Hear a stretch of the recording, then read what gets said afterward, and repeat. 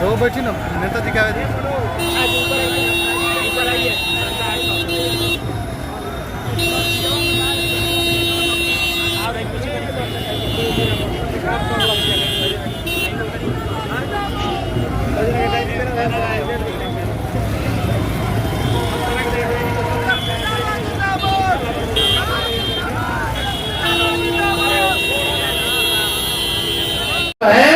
हम आप सब लोगों को धन्यवाद देते हुए अपनी बात को जो रखते हैं। अभी जो बनारसी हत्याकांड जो हुआ, स्नेहा कुशवाहा जो लड़की की हत्या हुई, आज उनकी माता जी हमारे साथ बगल में यहाँ खड़ी है। पीएम मोदी के क्षेत्र में हुआ है, प्रधानमंत्री के क्षेत्र में हुआ है, उसमें हत्या हुआ, न्याय दिलाना कि नहीं दिलाना। हम अपने सांसद अभय कुशवाहा जी को वहाँ भेजे, मुख्यमंत्री के पास भेजे, वहाँ डीजीपी के पास भेजे, लेकिन ये सरकार को थोड़ी सी भी परवाह नहीं कि इस माँ को न्याय दिलाने का काम करे। माँ सबकी माँ होती है। सीमा कुशवाहा, आज स्नेहा कुशवाहा हम लोगों के बीच में नहीं है। आज उसकी माँ को न्याय हम लोगों को दिलाना है। मोदी जी हाँ तो झूठों के एजेंडा सेट करके अपने रोने लगते हैं 5 दिन बाद ब्रेक लेके। गलवान घाटी में कई शहीद शहादत दे दी, आप वही चाइना के राष्ट्रपति से मिलके ही कर रहे थे। अब भारत है तो घड़ियाली आंसू बहा रहे हैं। और ये बिहार बंद में कितना इन लोगों ने गुंडागर्दी की, सब हमने देखा। क्या ये मां नहीं है? क्या इनके आंसू आंसू नहीं है? प्रधानमंत्री आपके क्षेत्र में यह हत्या हुआ, कांड हुआ, कौन न्याय दिलाएगा? बनारस का सांसद कौन है? क्या उनको पता भी है कि ऐसा हुआ है कुशवाहा समाज की बेटी के साथ? ना काहे पता होगा। आएंगे यहाँ खाली वोट लेने के लिए, लोगों को बेवकूफ बनाने के लिए। इस बार नहीं, चूना नहीं लगेगा, खैनी के साथ चूना को रगड़ दिया जाएगा। आप सब लोग आए, आपका जो है दिल से धन्यवाद। इनकी बातों को जो है हम लोग जो है उठाने का काम करेंगे। हम खुद स्वयं वहाँ के मुख्यमंत्री से बात करेंगे, प्रधानमंत्री को हम चिट्ठी लिखेंगे ताकि जो है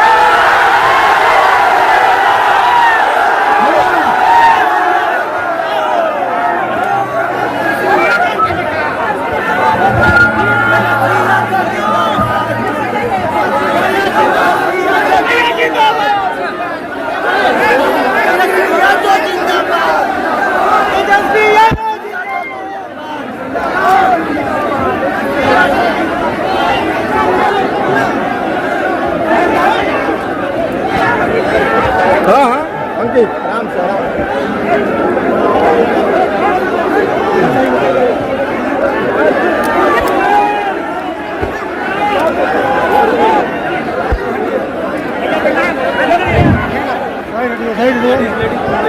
अरे भाई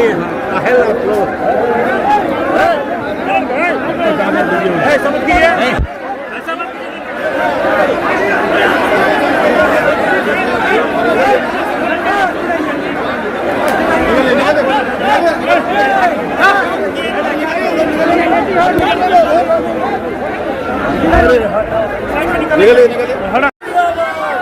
सासाराम में एकजुट हुए हैं इस रैली में। शहादत दिवस जो है आयोजनकर्ताओं ने बनाने का काम किया जगदेव बाबू जी का। आज सच्ची श्रद्धा के सुमन जगदेव बाबू जी के चरणों में अर्पित करते हैं, उनको नमन करते हैं और इस विश्वास के साथ जो उनके बताए हुए रास्ते हैं, जो उनकी विचारधारा है, हम सब लोग मिलकर के उनकी विचारधारा को सरजमीन पे लागू करेंगे और उनके सपनों को हम लोग पूरा करने का काम करेंगे।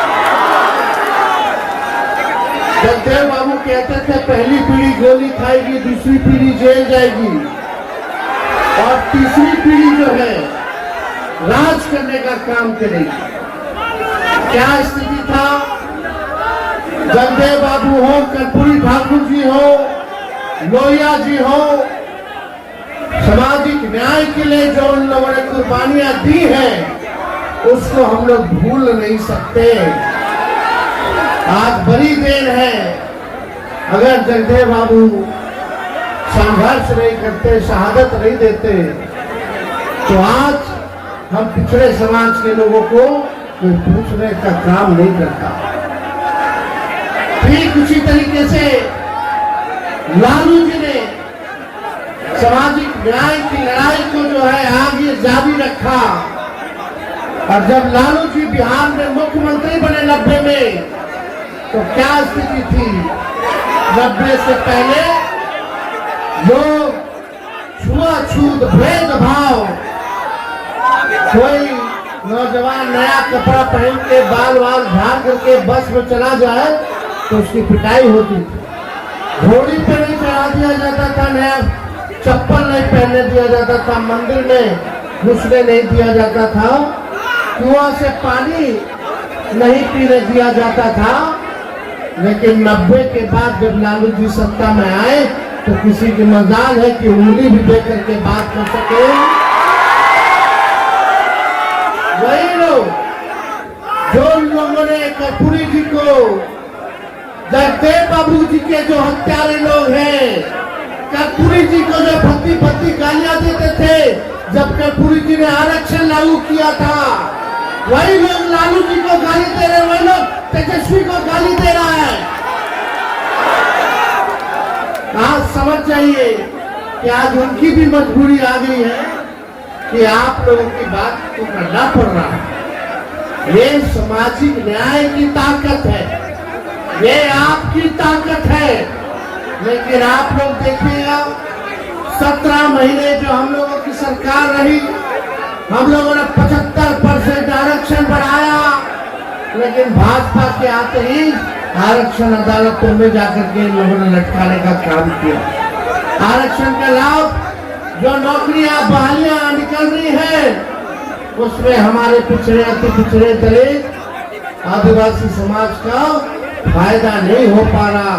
ये लोग आपके हक को मार रहे हैं, आपके अधिकार को छीनने का काम कर रहे हैं। इसलिए आप सब लोग गोलबंद होइए, एकजुट होइए और सही में जनता का राज लाइए, जो सामाजिक न्याय के साथ साथ आर्थिक न्याय करे।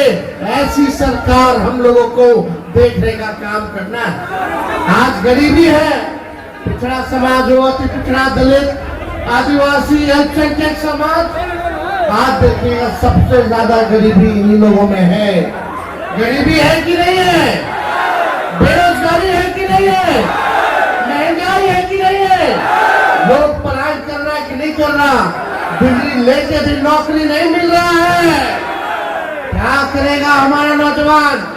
ये आप लोग बिहार के भविष्य हो। इन लोगों ने कई बिहार की 3 पीढ़ियों को बर्बाद करने का काम किया है। अब ऐसा नहीं होगा। अब नया सरकार बनेगा ताकि हम लोग तरक्की कर सके, बिहार आगे बढ़ सके। गरीबी से मुक्ति चाहिए कि नहीं चाहिए? बेरोजगारी से मुक्ति चाहिए कि नहीं चाहिए? पलायन से मुक्ति चाहिए कि नहीं चाहिए? बिहार में कारखाना चाहिए कि नहीं चाहिए? बिहार में निवेश चाहिए कि नहीं चाहिए? बिहार में किसानों का आय दुगुना होना चाहिए कि नहीं होना चाहिए? बिहार में आईटी पार्क बनना चाहिए कि नहीं बनना चाहिए? बिहार में एजुकेशनल सिटी बनना चाहिए कि नहीं चाहिए? बिहार में सुपर स्पेशलिस्ट हॉस्पिटल होना चाहिए कि नहीं होना चाहिए? तो पढ़ाई, दवाई, कमाई, सिंचाई, सुनवाई और कार्रवाई वाली सरकार चाहिए कि नहीं चाहिए? दिल पे हाथ रख के आप साथी लोग कहना, थाना चले जाओ, ब्लॉक चले जाओ, बिना घूस दिए कोई काम हो रहा है तो बता दीजिए। घूसखोरी बढ़ी है कि नहीं बढ़ी है? छोटे से छोटे चीज को लेकर के जो है घूस मांगा जा रहा है। एक एक इंजीनियर के यहाँ से 100-100 करोड़ रुपए बरामद हो रहे हैं। 10 करोड़ रुपया तो जला देता है, लेकिन एक ही विभाग के इंजीनियर पकड़ा रहे हैं। ये लोग ग्लोबल टेंडरिंग कर रहा है। ये सारा पैसा ऊपर तक पहुंच रहा है और उस इंजीनियरों पर कोई कार्रवाई नहीं हुई, कोई वारंट जारी नहीं हुआ। तो आप समझ जाइए किस प्रकार से बिहार में अफसरशाही है कि नहीं है। कोई अधिकारी आप लोगों का सुनता है?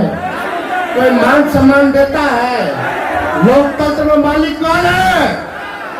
अरे जनता है कि नहीं मालिक? आप है मालिक। ये नौकरशाहों को आपको सुनने का काम करना चाहिए, लेकिन आज के जमाने में लोग धुतकार के भगा देता है। नौजवान अपने हक हुकूक के लिए सड़कों पे संघर्ष करता है तो उसको लाठी डंडा से मार मार करके, पानी का बौछार गिरा करके भगाने का काम करता है ये सरकार। मुकदमा कराती है ये सरकार। इसलिए आप सब लोगों से हम चाहेंगे, ये 20 साल पुराना खटारा सरकार है, 20 साल हो न गया। देखिए हम अपने चाचा आदरणीय नीतीश जी के, हमारी पूरी संवेदना है उनके प्रति। बुजुर्ग हो गए हैं, अब भाजपा वाला उनको हाईजैक कर लिया है। उनकी स्थिति ठीक नहीं है क्योंकि उम्र हावी है।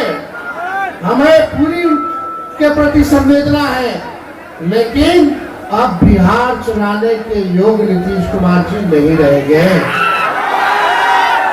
इसलिए आप सब लोगों से कहना चाहते, ये चुनाव तक भाजपा